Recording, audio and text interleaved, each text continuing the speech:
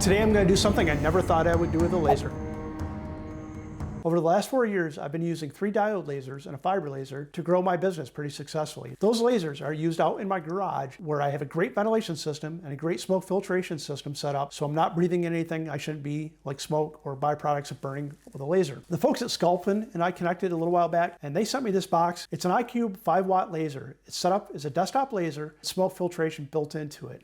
It's designed to be used in an area where you don't necessarily have smoke filtration set up, a smaller enclosed area, and we're going to get this box open. I'm going to give it a test to see how well it does work. A little bit concerned about it because I really don't want to set off the smoke detector or fire alarms in my house. I really don't want my wife mad at me. We'll test it out. I'll tell you what I think at the end, what I really think this is going to work out well for a lot of folks. And as I said, this is the iCube 5-watt laser. It's from Sculpfun.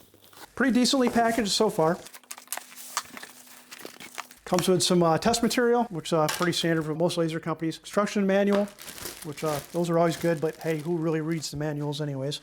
It looks like I have it upside down.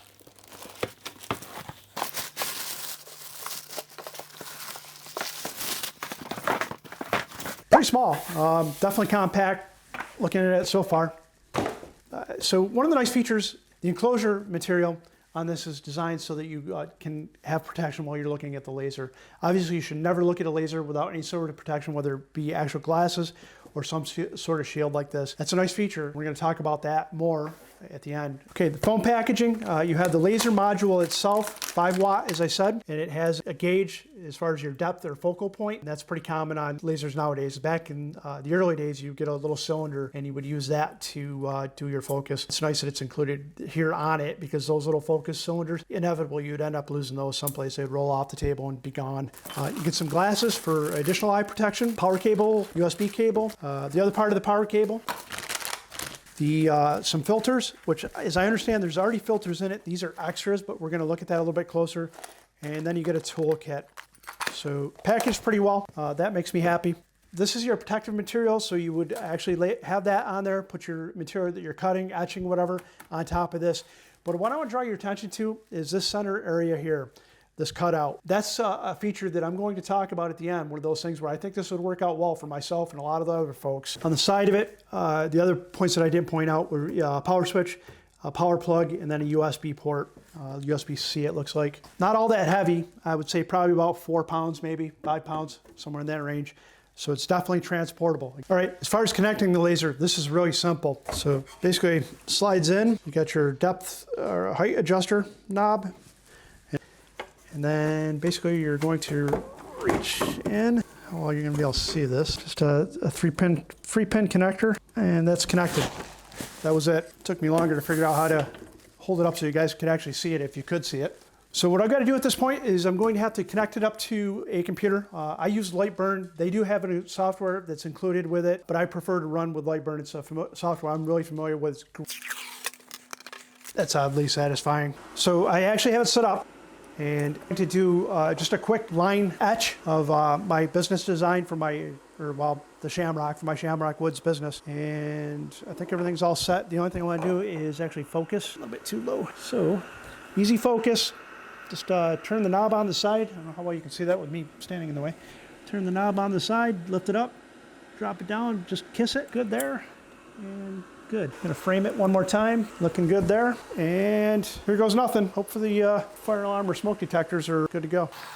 So as you can see, there is some smoke off to the side wafting out, but truthfully, that's not much more than I would get in my garage. And I can certainly smell wood smoke, but again, I would smell that in my garage. That's what it did. Time I'm going to do it as a fill. So this will certainly take longer, and it's definitely going to produce more smoke. Closed. So I can definitely see, it may be hard to see for you folks, but I can see a lot of smoke being produced inside that box. Just starting to smell it now. The exhaust isn't really exhausting any smoke.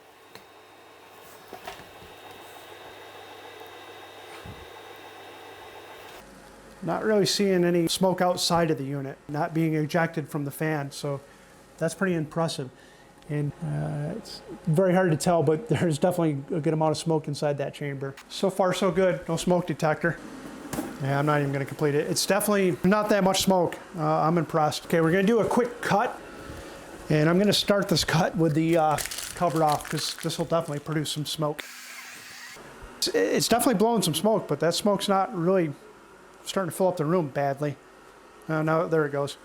So I'm gonna definitely putting some smoke out. I'm gonna put the cover on.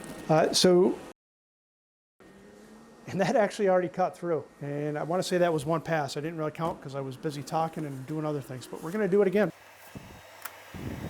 The only thing that this cover is a little wonky getting it on. The fit is, it fits, it's tight. So it'd be nicer if it just slid on a little bit easier. That's one negative thing I would have to say, I guess. So a lot of the projects I do on a regular basis are wood-based. Wow, that's one pass and it went through. The smoke odor is not bad in my house. My wife's gonna come in and definitely smell it, but it's not as overpowering as I would think it would be. So that filtration system does work pretty well. All in all, I'm impressed with the unit. I threw in some slate and I'm just gonna do this as initially as an outline of that same shamrock. Actually, there it is, it's done. And that's what we got, if you can see it. And of course I won't be able to fill that nicely, but probably should have just left it in. Now I'm gonna do that real quick as a fill. Just run it just a little bit to see what it looks like.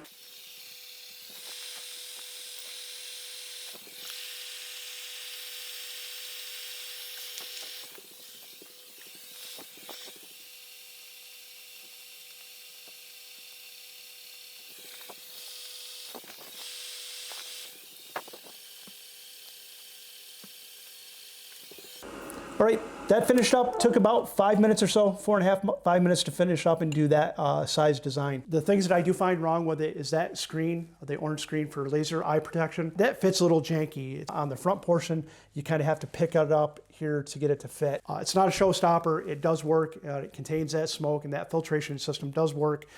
You can definitely smell smoke in the house. My wife came in and said she smelled it. I'm pretty impressed with the unit overall.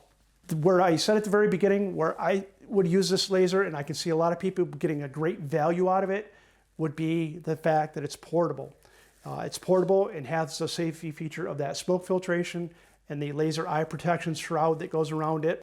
So you could bring it to vendor events. You could do on-site engraving of items like the Slate coaster that I did. You could certainly fancy that up and do better designs. And it doesn't take all that long. 5 minutes to something like that is fairly reasonable. This is a pretty powerful 3-watt laser. I'm impressed with it. I've got 5-watt lasers in the past that I've used that didn't seem as strong as this, so that beam is pretty well focused. The other area that I can see this being used, and that I definitely will use it, is I've had people ask me in the past if I could pack my lasers up, come to their house, and do an etching on a tabletop or something unique, their workbench. I can't really do that. My lasers aren't the type that I would want to pack up and transport to somebody's house. This definitely fits that bill, being that small size with the pass-through area underneath that I talked about. You could throw that on top of a workbench. You could throw it on top of pretty much anything and do some sort of etching with it. And it's definitely light enough and like I said, small enough that you would be able to transport it. The size area, 130 millimeters by 130 millimeters, is a decent size for something this small. And like I said, it kind of fits that niche of bringing it to vendor events or doing small type work in an enclosed area where you need smoke filtration.